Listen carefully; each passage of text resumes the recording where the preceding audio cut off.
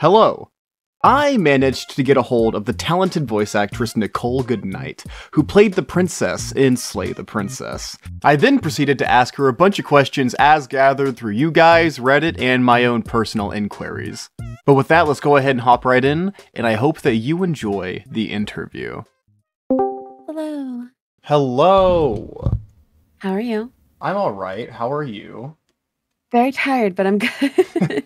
Well, thank you for taking the time to hop in this call with me today. Of course. One of the biggest questions, our community really wanted me to ask you was, did you, the princess, in fact slay the princess? Oh god, so many times. I murdered myself more times than I can count. That's more than most people can say. Sometimes you've gotta. Oh, you already know. All right. So we're going to go into some very surface level questions to start off. Sure. What was your favorite princess to voice, and, why? God, I feel like this changes almost daily. So if I give an answer that contradicts what I've said before, I'm so sorry. I think, honestly, the Shifting Mound and the Wild, and it's just because I really like the voice that we got to use for her. So, like, that very soft, ethereal, angelic, like, slow, meaningful voice. Not that the others weren't, but I really, it was just so different. I liked it a lot. That's awesome. Would you say that that's also just your favorite princess overall and not just a voice? I think so. The Shifting Mound, I mean, I don't know if it's really fair to say that the Shifting Mound is my favorite princess. Yeah, that's I was thinking that too, but yeah. But I think between her and, like, I love them all for different reasons. Another one of my favorites is Witch, she's just such a little scamp. She's just a little scamp. I love her. That's so fair. I love the Witch too. My favorite's definitely the Nightmare. Where would you say they rank for you? I'm curious. Nightmare's pretty high because Nightmare, like, her vocal direction too is like a doll, like a porcelain doll. So I thought that was really fun. Each princess kind of, if I don't remember all of them, but had a very, very unique vocal direction. And hers was a doll, very upset, kind of higher pitched. I really enjoyed getting to play her. So she's pretty high for me. I really liked her. I don't think any of them are ones that I didn't like, strangely enough. And that's not just saying it to be like, oh, I love them all. I don't think there's any one that I particularly just didn't care for. Yeah, no, that's fair. They're all very well put together. And speaking of, vocal direction, which one would you say was the hardest to do? Like, is there any that you struggled with coming up with a voice to do? Oh God, yeah. I can't remember which one it was, but there was one that we spent literal weeks on trying to get right, because every time we would try, it was very hot out, and the recording room was very hot, and we would spend a long time trying to get it right, and then it would just be too hot to keep going.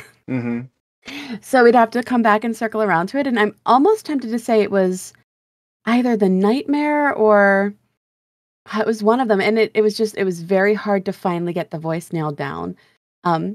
Some of the voices changed over time, like through the different iterations of the demos and the game, but for some reason, it might not have been Nightmare. One of them was just the worst in the end, and I think it was a mix of, it was hot out, it was very similar to another voice, so it was very hard to get it to be a little different, and I wish I could tell you that I remembered which one it was 100%. Yeah. But just know one of them was that way. Yeah, one of them. Well, that made me think about something else, which would be, what was the process to, like, come up with a lot of the voices? Were you just, like, told, you kind of go for this direction? Were you shown, like, an image? Were you, and then, yeah. Yeah, Tony and Abby, we did a couple different things depending on the princess. Some of them I would be given the image for, and I would let them know what the voice I was considering was. Some of them, they would give me what they wanted the vocal direction to be, and then I would workshop the voice from there. With some of the newer princesses, I kind of just did the voice, and then we went with yes or no. I think the only voice that I did that we didn't end up sticking with, and that we kind of pivoted away from, was my original Razor voice. But also, Razor originally, I didn't know she was going to be kind of like kind of the way she is. Yeah, that's very fair. Yeah. So initially when we heard about the Razor, her her whole thing was she was gonna like, I think she's gonna drag a sword behind her. So my first voice for her was very like dragging of all the letters, and the S's were very elongated.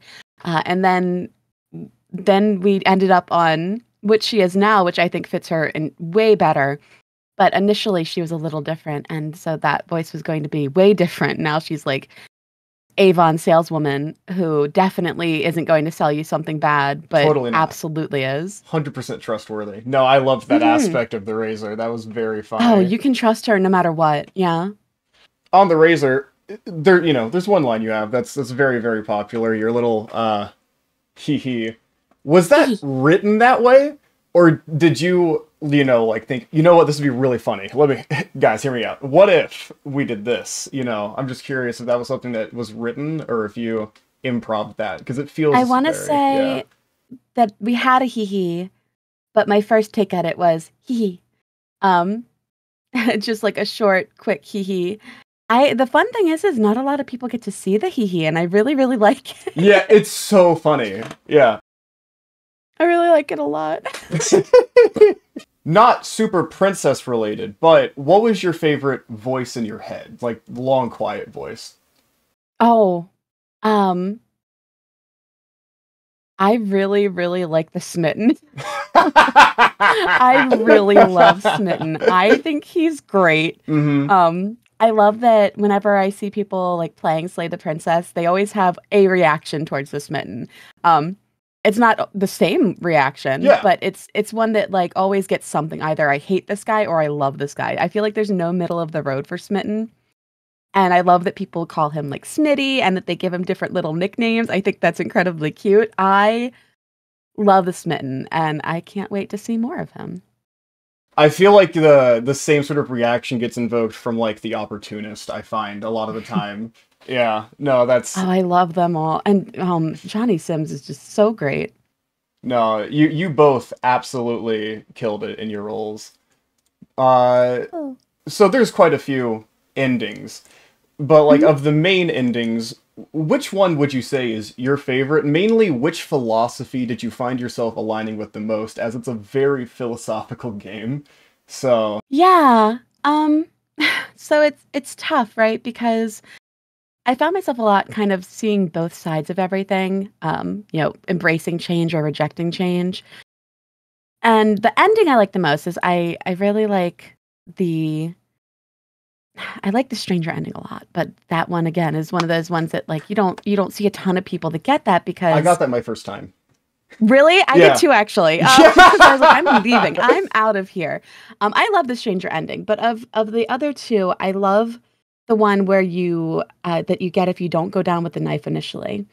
I really like her. I like leaving with her. I think it's really sweet. I like telling her I love her. Yeah. It's really cute. No, I agree. I'm a softie. That's my favorite too. It's so sweet. It's so fucking sweet. It's so sweet. I lose it every time. Every time. More on you, actually. How/when did you start voice acting? Like, I'm just curious about that whole aspect. In general, so I started voice acting a long time ago. I wish I had an exact date, on a very, very poorly done YouTube video that very unfortunately got over 7 million views, which is unfortunate because I was terrible. And I'm not just saying that as a like, to, oh, I was so bad. Hee hee. No, it was legitimately awful. Like, I haven't shown anyone that video. I never admit to anyone what it is. My partner doesn't even know what it is. He's never seen it. He's never heard it. He never will. Like, it just, we don't talk about it. But professionally in 2014, I started working for the No Sleep podcast. So, a decade professionally, probably roughly, but voice acting a little longer than that, on things that shall never be named. That's really funny. Okay. Someone's going to have to scour through that after they watch this, probably, and go on a long journey. It was so bad. So, something I've been curious about as well, Slay the Princess has reached a massive peak here recently, ever since Markiplier played it. It exploded huge, and I was looking at the Google Trends. Fun fact, Estonia loves Slay the Princess. Biggest fans. How much has that affected you at all, if at all, here recently with the massive explosion, like the turbo? It was big when it first released, but I know that it peaked here like last month. So me personally, not very. You know, I've seen more people come into Discord and been like, "Hey, I'm here because I've heard of Slay the Princess because Mark played it." And I think like a couple people trickle into streams every now and then. They're like, "Oh, you're the person who did Slay the Princess. Mark did it." I think the coolest thing for me, I mean, like obviously aside from getting the game more eyes, because that's always incredibly cool, is that people I know in real life that I feel like maybe didn't realize how big of a deal the game had become reached out to me and was like, "Oh my God, Mark played it. You're it's a really good game," because I guess they either hadn't checked it out or, you know, what have you. But I got a lot of messages that were just like, "Hey, like Nicole or hey Nikki, saw this on Mark's channel. Wow." Like, yeah, it's really cool. The stamp of honor. That's how you know it's truly a big deal. That's funny. I love the idea of people just coming out the woodworks. It was so funny because that day on Messenger, on Facebook Messenger, I had so many messages from friends that were like, "Wow, Mark played it." Like, yeah. Which, again, is secondary to the fact that it got so many eyes on the game because I think that is so cool. I'm so proud of Tony and Abby. They've put so much work into it. So whenever it gets like more viewers or more people are playing, and, you know, more people buying the game, they deserve every single bit of praise that they've gotten for it. They were so amazing to work for. Just, the nicest people in the world. Like, just so incredibly nice, so understanding of literally any circumstance that could have possibly come up during recording. But, you know, for them to be able to work on this game and now have the comfort to work on Scarlet Hollow without feeling stress or anything like that, like, that is the biggest thing I could wish for them, is that they can just continue to do what they love and not have to worry about it. So I love when it gets more views because it means there's more comfort for them involved too. That's yeah. I'm glad it was such a good recording process. You can tell honestly with how it came out. How often? Actually, no, I don't even have this written down. I was just thinking about it. How, if ever, how often did you and Johnny actually record at the same time? Like, were you guys ever? Do you need to interact this way, or were they always recorded completely separately? Because I know a lot of the different studios do it differently. We never recorded together once. That's okay. That's interesting. Huh. Yep. The only time I talked to him, like outside of meetings, because we did have meetings, but the only other time was when we did the live show on Twitch and voice acted live together. But no, never recorded together once. So I assume the part in the tower where like the tower takes over the narrator essentially, did which one of you recorded that first and then showed it to the other person to? We didn't show it. You didn't. You just had the same phonetic. Okay, that's fun. Okay, that's really neat. Yeah, I really like the way they did that because it came out. That's actually a sidebar for me. That's one of my favorite parts in the entire game is when she takes over, because I think that the layering of the voices is so cool, and I almost love the fact that we are similar, but we're different enough that, you know, it kind of like you hear her words slightly after his words, kind of emphasize that she said something different. I love that part. I love that part. It's one of my favorite, like the tower in general is one of my favorite parts, just because I like narratively. It's very much, it shows how much the player, the Long Quiet's, you know, input is truly what matters, because either way you can win. It just depends on who you side with. Like if you side with if you think that the tower is stronger than the narrator, they are. If you side with the narrator, then the narrator helps you push through. It's very, very well put with foreshadowing on that manner if you do it enough times. Yeah, I really, really, really love the tower. And she's also kind of, you know, I quite often in No Sleep Podcast get cast as like the kid or the scared woman, or like, you know, a very like, oh my God, like very princess. So with the tower, I got to play a role that I don't get to typically play, which is kind of the Dommy Mommy, we'll be honest. Oh, no, it's whenever I did an 8-hour live stream getting all the, like, preparing for this, people were like, oh my God, it's the tower. I love the tower. I love her so much. And her vocal direction was, in fact, Dommy Mommy. So I got to have as much fun with her as I wanted. And it was just one of those voices that, like, I don't get to do very often. I never really get cast as, like, the sultry, character, except for, like, there's maybe one No Sleep podcast story where I did that I will never forget. But and mostly because, A, the writing was amazing, but B, it was a character that I don't typically get to play. I love the tower. She's everything to me. Dude, well, clearly you killed it. They're very loved. To be fair, I haven't seen a princess that's not particularly loved, especially in the Reddit, because that's where I was talking to a lot of people for questions. But yeah, no, you brought a lot of those characters. Reddit's been so nice too. Reddit's been just so kind. Like, I go there occasionally and look at the post, and there's also another site that shan't be named. But they're also really nice there. So it's very strange because people are just really cool about Slay the Princess, which you don't really expect on the internet all the time. It's been amazing. Whenever you were recording your lines, were you shown gameplay or just images? Or, like, did you know what the whole story was? Like, did you understand, all that? I was just curious about that. Because a lot of studios do that so differently. A multi-answer question.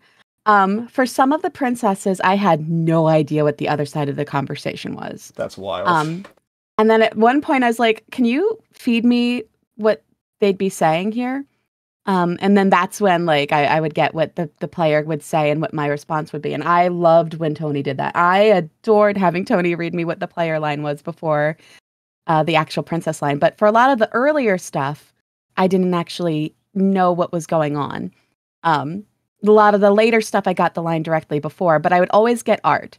So I would get to see what the princess looked like, never got to see gameplay of it, but did get to see, what her design was or what Abby's idea for the design was, or like what their inspiration was, so that I would kind of have an idea of how to play her, which I loved, absolutely loved. But yeah, when Tony would give me the line before and I got to reply directly off of him, I really, really enjoyed that. But also, like, strangely enough, and it doesn't come up a lot, both of them were in the recording call with me, and Abby would sometimes read the line as she imagined it, and she's damn fucking good at it. So a lot of the lines, like, I would have a different way of wanting to say it, and then Abby would read it, and it would be, like, flawless, perfect, beautiful. And I would just kind of imitate what she did. So her vocal direction was amazing. It's one of those things, like, when you're the author of a game, or when you are doing art for the game, you're not always going to also know how to do the voice work, which is fine because it's different skills.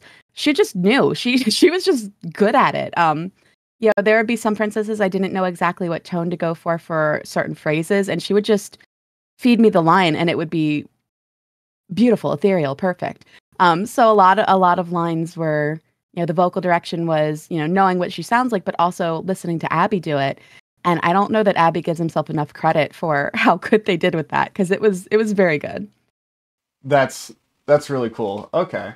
Yeah, I just thought I was very curious on that particularly, just because we're also developing a game, and if it's one of the main characters, they, we have it so that they read the whole script. But if it's some guy who just says, like, 2 lines, I'm just like, "Hey, John, can you say, like, this sentence? Thanks." And then, now they're in the credits, something like that. Oh, yeah. And I'm sure there's lines of Johnny's I still have never heard or seen, which is kind of cool, because when I streamed it, I was like, I legitimately I don't know what's going to happen here.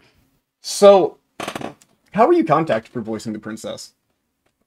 How was I contacted for it? Yeah, were you just, like, Gmail? Like, was there, I don't know if there's a story. It could be as boring as, oh, they saw my resume, they sent me an email, or yeah, I was just... I'm pretty sure, and I'm going to preface this by saying that I have really bad memory issues. So don't come for me if we ever find out that this is wrong. But I'm 99% sure that it was a Twitter DM.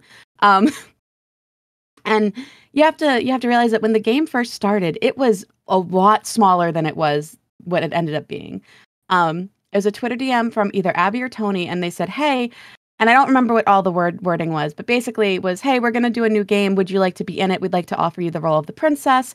She's 1 of 2 voices in the game." To which I said, "Are you sure you have the right Nicole? Is this real life?" "Absolutely." Because my dream was to be in a game. Just And the fact that they reached out to me about it was wild to me. But the reason they did is because prior to that, I had done a charity stream at some point, and I played through Scarlet Hollow, I want to say episodes 1 and 2. And basically, apparently, I had voiced some of the characters how they imagined that they would be voiced. Because I voiced every single one of those characters throughout the stream, which, if you've ever played Scarlet Hollow, is a lot of talking. But apparently they just really, really liked how I did it, and that's why they approached me about it. So I think that's neat. That's a really I don't think interesting I way even for that knew. to happen, yeah. Yeah, I don't think I even knew that they were in my Scarlet Hollow stream. So for them to come to me afterwards and be like, "Hey, we saw this stream. You did such an amazing job. We'd like to offer you this role," was still to this day mind-blowing to me. And still to this day, I'm sometimes like, are they sure that they messaged the right person? But it's just a Twitter message. I'm pretty sure it was just a Twitter message. Talk about like actual like stories to getting like that's really just, hey, Yeah. here's a job. You did great. Yeah. Yeah. There you go. And then it turned into, of course, something way bigger than it ever started as, but oh gosh, it's amazing. What was it like playing the full game for the first time? Especially when the gameplay is like 90% listening to yourself. That's gotta be such an interesting feeling. So It's definitely bizarre. And it was one of those things when I first played the game, I didn't necessarily tell everyone that I was in it. So my stream was a little surprised. For some people were surprised. It's definitely weird.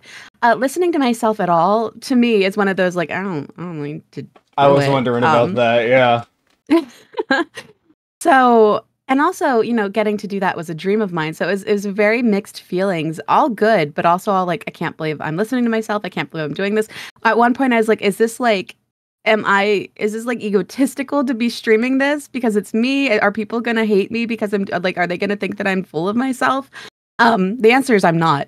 But it was very weird. It was very cool though, because a lot of the kind of complaints that I used to have about myself as a voice actress was that I thought I didn't have range. I thought that I couldn't do more than just one thing. So to be able to play in a game that had so many different characters that were all clearly supposed to be the same but different, and managed to be the same but different, kind of helped me feel better about myself. I was about to say, of all the things to feel like self-conscious of, that was the wrong one. That was always the one I would go to whenever I had any, like, I never thought I was great to begin with, but that was always what I went to, because, like, you've got your Tara Strongs who can sound like completely different people, and that's just, as much as I wish that was me, that's just not me. I feel like I always sound the same, but, you've got your voice actors that do always sound the same and kill doing it. So it was very cool to have people come in and be like, holy shit, that range, because I never saw that in myself. I never thought that that was something that I could do. And that was always such a down point in how I felt about my voice work. So to be able to do something that kind of showcased a range in a sense and have people be excited about it made me feel really good. But streaming it, I mean, it was a lot of fun. I loved getting the interaction from people seeing it, letting them kind of pick some of the routes and paths. I'm nervous about streaming the pristine cut because I'll admit to you ahead of time, there is one path that makes me cry literally every time. All right. So keep your eye out for that. I cannot play through this path without crying. Not once. I've played the demo version, not like a public demo of it, but I've played it on my own a few times, and I have cried every single time. So, in an interview, I forget what interview I saw, but I remember seeing it. It was stated that every path was sort of crafted with its own sort of, romantic push/twist on it. Every single route could be conceived in a romantic manner. Granted, some of them you just get eaten. Yeah. Lovingly. What route? Lovingly, of course, yeah. What route do you think is the most romantic of all of the routes? Of the ones currently out, the one that doesn't make you cry. Thorn. Yeah. I think the Thorn. That's very fair.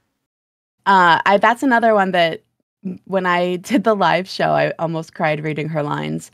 I think that she's very real. I think that her fear of trusting and caring is incredibly valid. Incredibly But relatable as well. yeah, incredibly relatable. But whereas the princess is very romantic, you can at one ending, you can always tell them that you love them, and that's great.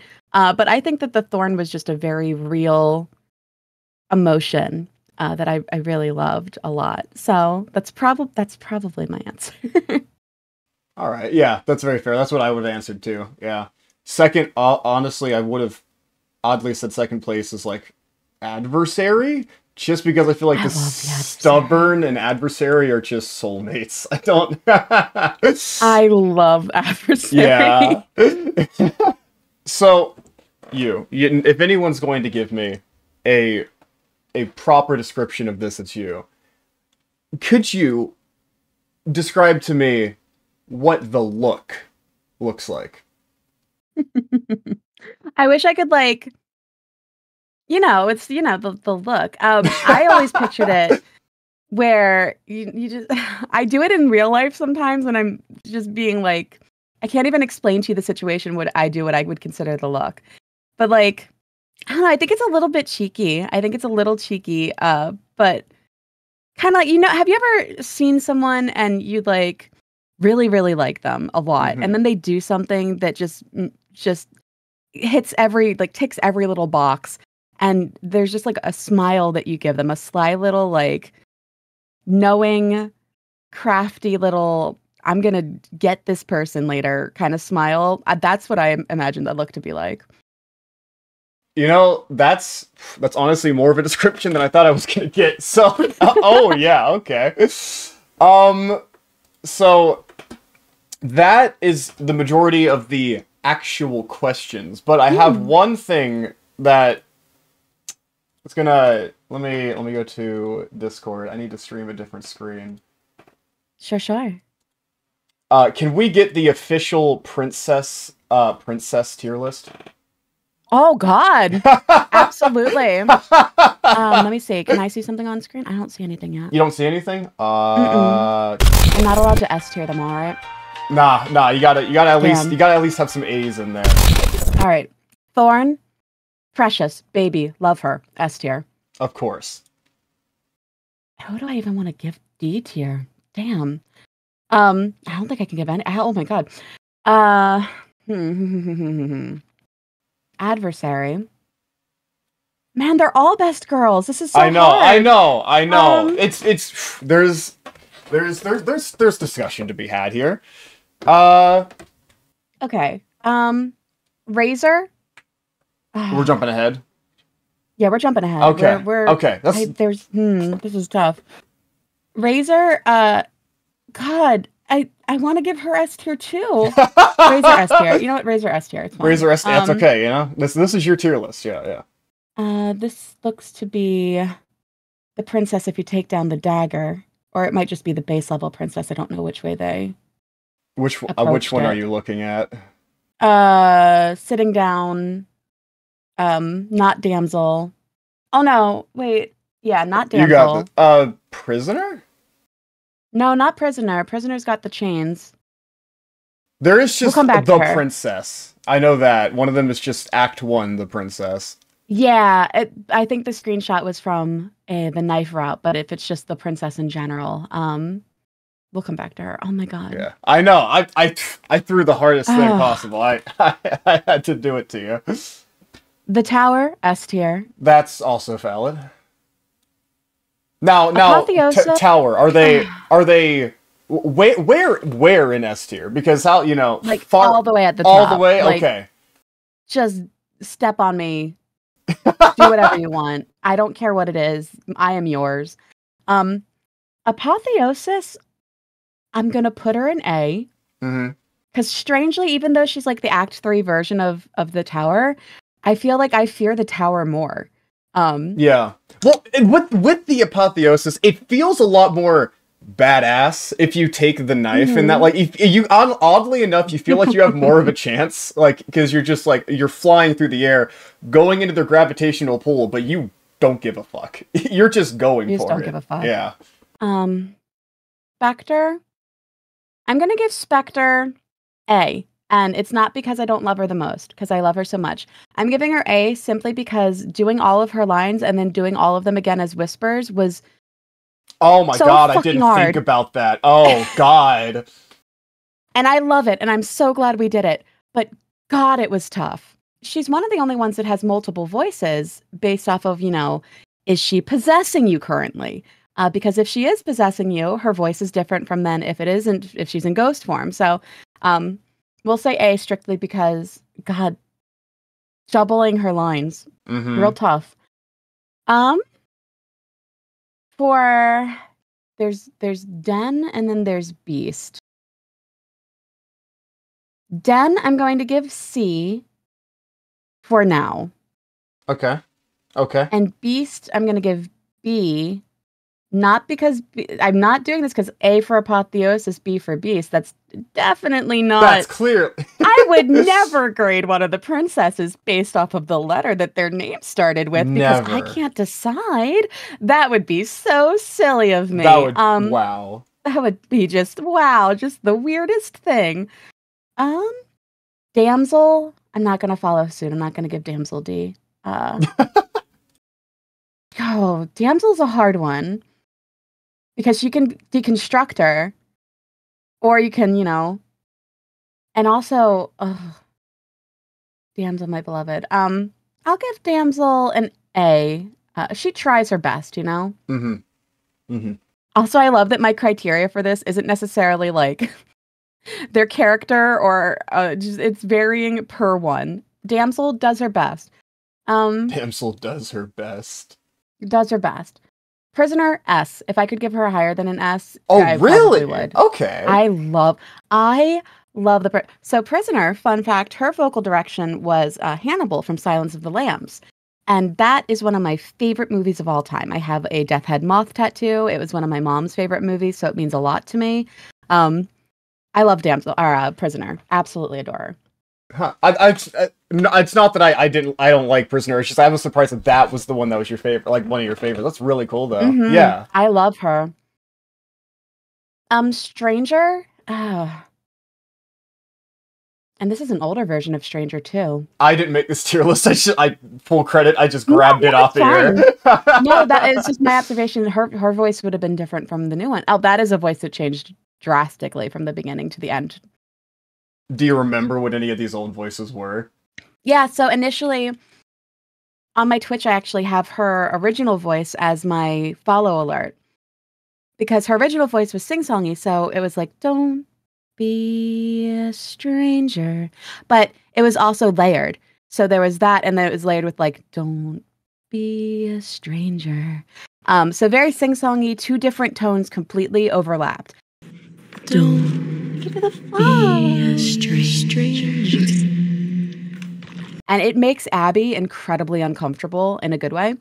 But we kind of decided that if she were to have that voice throughout the whole game, it would have been a bit much to try to listen to and probably wouldn't have hit as hard as having the fragmented versions of her. But she went through a lot of different iterations too. So Stranger, I think Stranger's the definition of she's doing her best and trying. I'm going to give her, she can have an A tier. Okay.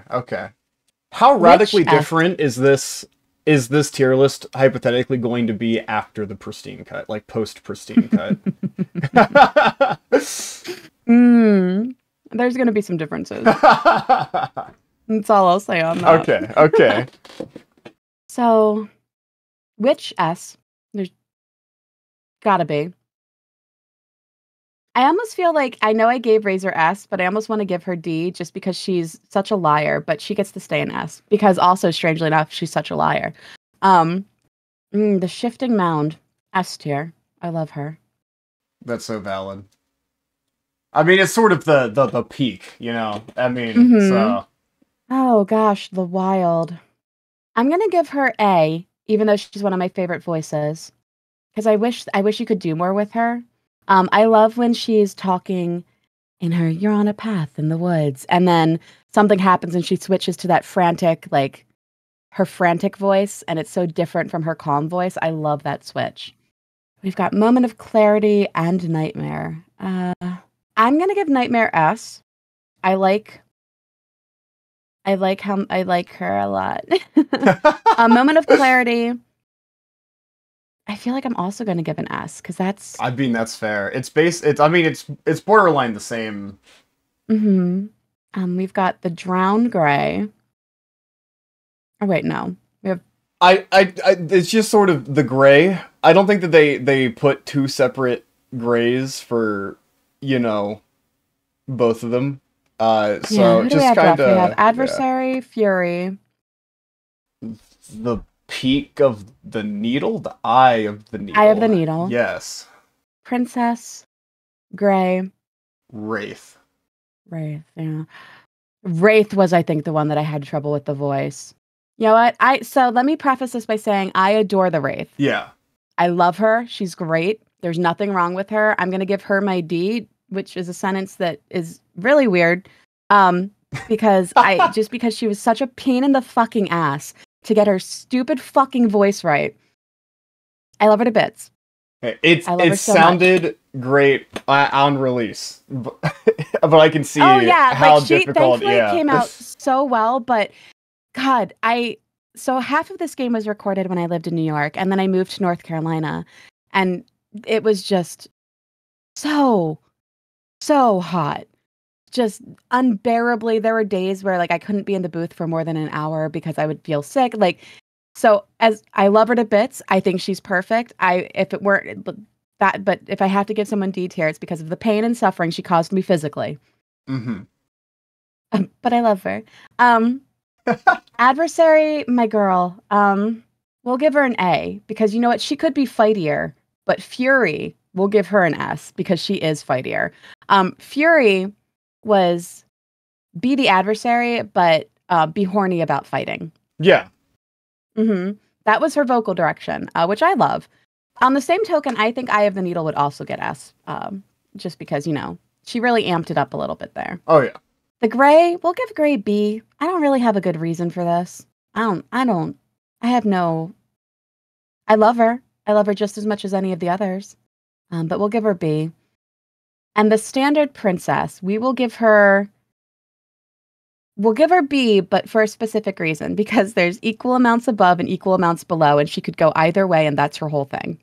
All right, you heard it here first, folks. This is the only objectively correct tier list. So that's how that works. Clearly, I think that's all my questions. Whenever I put my Reddit thing out there asking a whole bunch of people what questions they'd want, genuinely 50% of the responses I got were just thank you for having the voice you do.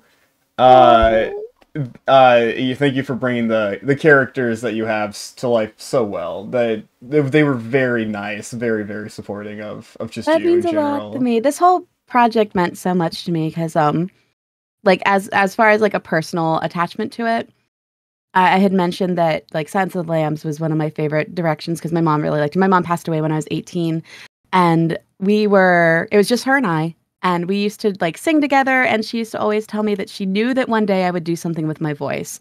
She said she knew it. She was positive. Because we would sing, and she loved my voice, and she would always encourage me to try to do something later in life. And I always told her that she was absolutely had fucking lost it, that would never happen. And that there's no way that I would ever get to do anything with it. So, 20 years later, 21 years later, to have a game come out that I got to be one of two voices in is something that I like to think that would have made her very, very proud. So the game means so much to me in so many different ways, but I think one of the biggest ways is I finally got to do the thing that my mom said I would always do. And whereas she's not around to see it, I still got to do it, and I get to think of her very fondly every time that I see a stream or every time that I'm reminded that the game exists, which is a lot. And I get to remember that, you know what, she was right. I did get to do something with my voice, and I doubted her, and I doubted myself, but I wish she was alive to have seen it, but I know that she would have been so proud, and that alone is very, very special and meaningful to me. So this game means a lot to me. That's very sweet. I'm glad that you managed to make something so awesome, and for such a personal reason. That's very sweet. Well, before we fully wrap up the recording, is there anything that you'd like to promote, in case this video just does super well, somewhere that they can go see you at? I mean, I'm on Twitter. My Twitter name is NRGoodnight. Feel free to message me about anything. I'm really chill. I love it when people, like, there's sometimes who people message me and they're like, I'm so sorry. You must get this a lot. I really loved your work. A, I actually don't get it a lot. But B, and which isn't a complaint of mine. It's just like, don't hesitate to send a message if you feel compelled to, because it always makes my day. Like, it literally makes my week. It makes my month. I will live off of that high for like the rest of my life. I also stream on Twitch on Nicole Goodnight, which I don't stream super often. And also, I would say in the most sly way possible, if you do check out streamers, check out Flork of Cow's new agency, Socks VTubing agency, specifically Camisole Corzette, for absolutely no reason. She does a killer princess impression. So, with that, it's been an honor, everyone, and we will see you in the next one. Peace. Yeah, bye-bye. Hey, hello. I hope you enjoyed the video. Just wanted to let you know, those subtitles, those sweet, sweet, succulent subtitles that you saw in that video? Yeah, that was 4 days of my life I'll never get back. So you should totally subscribe to compensate me for that. Like a back and forth transaction of sorts. But yeah, that's about it. I hope you enjoyed, and yeah, the end screen should happen like now.